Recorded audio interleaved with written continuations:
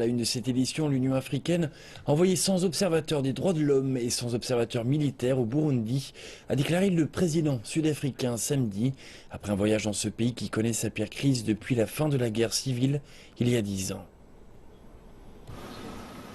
Jacob Zuma a fait un discours au nom de la délégation des chefs d'État africains qu'il dirige.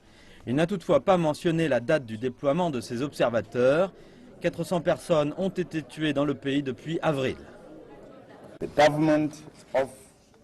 Le gouvernement du Burundi s'est engagé comme suite. Le gouvernement va continuer à prendre des mesures pour commencer à ouvrir l'espace pour l'activité politique pour le peuple du Burundi et permettre la liberté des médias. L'Union africaine va déployer 100 observateurs des droits de l'homme pour surveiller le déroulement de la situation.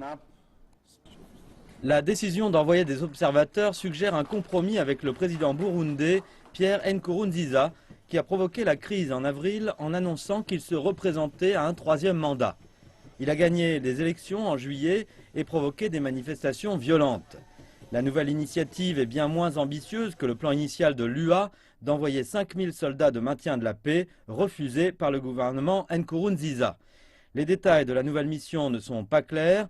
Les diplomates disent que d'autres observateurs envoyés cette année ont été bloqués, incapables de sortir de leurs hôtels car le Burundi avait refusé de signer le mémorandum les autorisant à agir.